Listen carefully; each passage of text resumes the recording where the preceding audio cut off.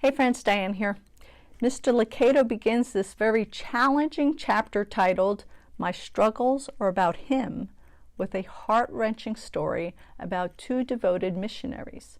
Their story, and perhaps ours, leaves us wondering, what is God doing? The author says what we might be thinking. Maybe God messed up. Cancer cells crept into our DNA when he wasn't looking. He was too occupied with the tornado in Kansas that he forgot the famine in Uganda. He tried to change the stubborn streak in your spouse, but just couldn't get him to budge. Then he quickly adds how there is absolutely no evidence in all of Scripture that would even remotely make us believe that God is not in control and fully capable of handling every detail of our lives. He can make everything go smoothly, but he doesn't.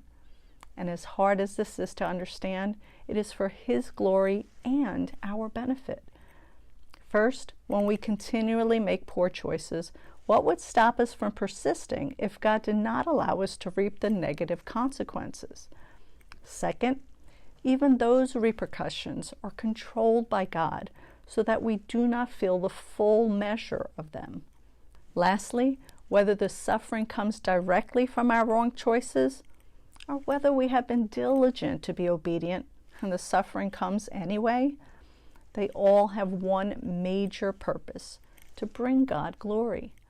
Since this is what we were created for, in an unexpected way, suffering can help our lives become more fulfilling.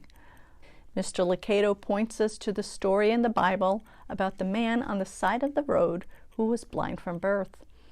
As is our fallen nature, the disciples are looking for someone to blame and ask Jesus, Rabbi, who sinned, this man or his parents, that he would be born blind? Jesus answered, It was neither that this man sinned nor his parents. It was so that the works of God might be displayed in him. I hope you're familiar with this great event in the gospel, but if you're not, spoiler alert, Jesus heals this man and God does get the glory. Then Mr. Lucado turns us to Mary, Martha, and Lazarus.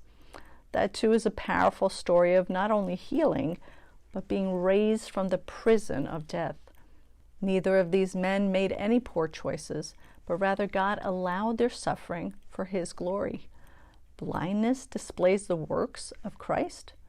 Death glorifies the power of Christ. How can this be? By pointing you and me upward to the God who can still create miracles. And the greatest miracle of these is our salvation.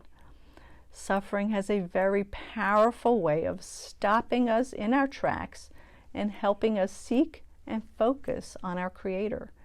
For me, this chapter hits home like nothing else. Let's continue tomorrow.